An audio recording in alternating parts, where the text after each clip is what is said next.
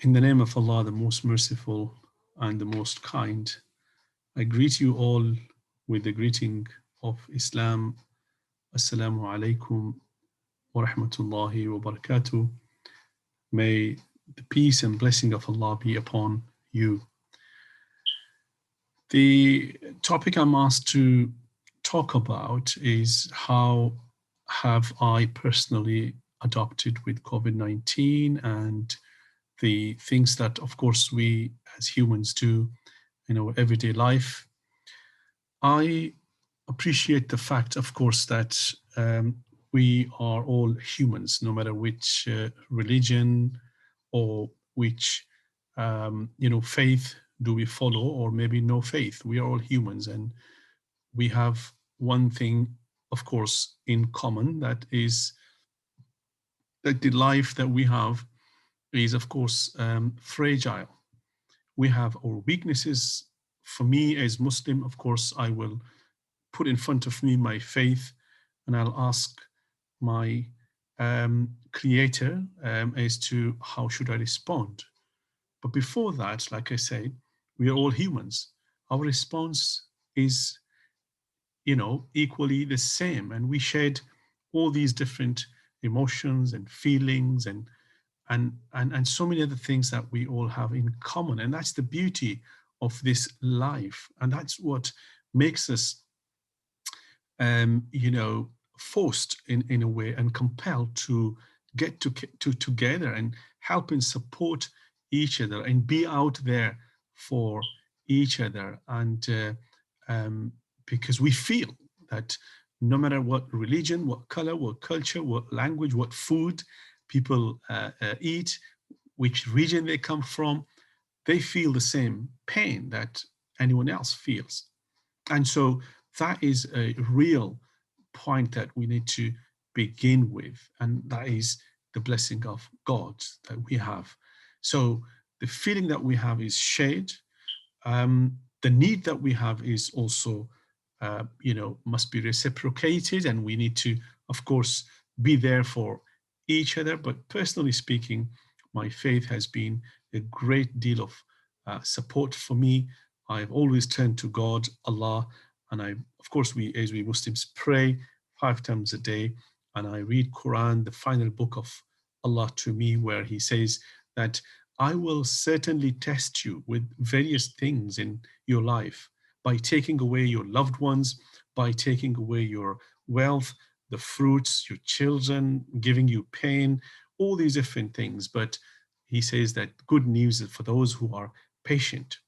Good news and glad tidings are for those who persevere and who stay the course, and who does not turn against God or away from God, rather, but they come close to God. Because these tests that we have in life functions, and of course they work as a cause for us to get closer to God.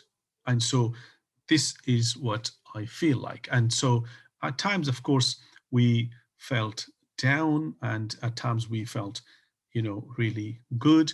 In all cases, we turn to Allah, we turn to the Book of God. And so I've been busy with some gardening, I've been busy with some home plants. I can show you one of my beautiful, recent collection that I have here. That's a real plant, by the way. And there's so many plants even above my head you could see, and around me, indoor as well as outdoor. Of course, they're not great much plants outdoor because of the weather, but I've been, busying myself a bit with that side. As much as I, start my sermons, um, delivering online, teaching online, helping children as well as adults to deliver different courses on different topics online. That was one thing, and I've been in touch with many of my community members to help them, support them. In the previous lockdown, of course, I volunteered for delivering food parcels to different homeless people and so on.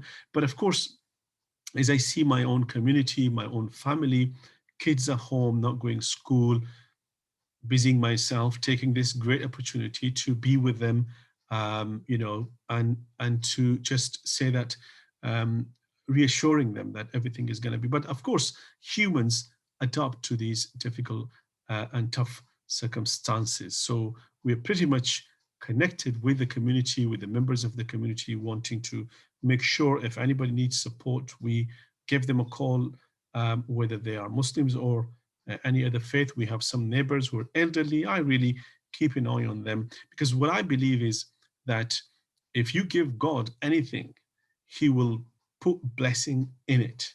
So if it's your money, you give it to charity, God will give you more than that. He will bless your remaining wealth and money. If you see your time or energy that you give to a needy person, or basically that you give that to God. And we have a beautiful saying of our beloved Prophet Muhammad, peace and blessing be upon him, who says that God on the day of judgment will say to his servant that, "Oh, my servant, have you not heard about me that I was ill, I was not feeling well, and you didn't visit me?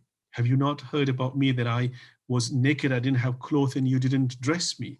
Have you not heard about me that I was hungry and you didn't feed me?"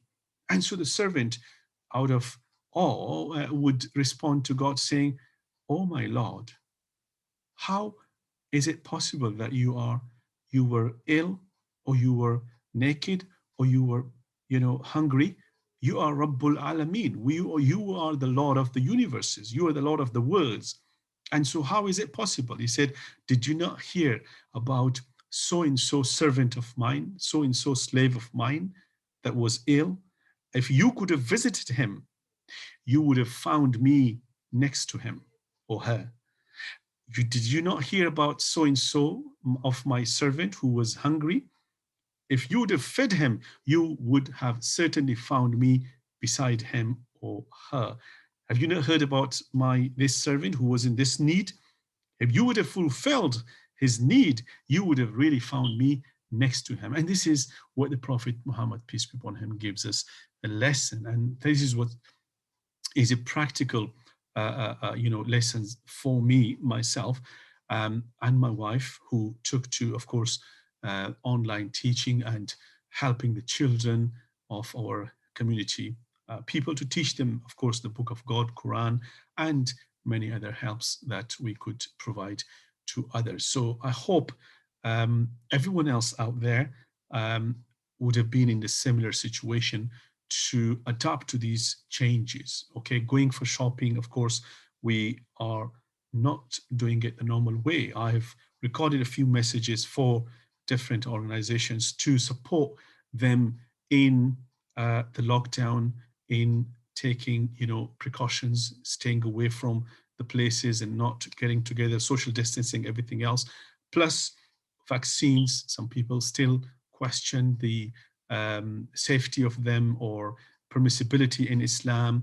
I made sure that I convey the message that the scholars and imams boards across the country hold that opinion, that it is not only safe but also permissible, and hence it's halal. Yeah, so there's nothing wrong with those vaccines. But of course, people will have to make their own mind. I always appreciate the fact that the people of different faiths and none come together through these organizations, including the near neighbors and so on, and they help so much.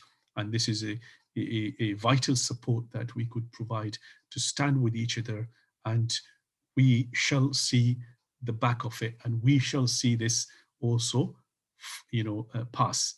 May God bless the humanity. May God bless everybody. Thank you very much. Wassalamu alaikum wa rahmatullahi wa barakatuh.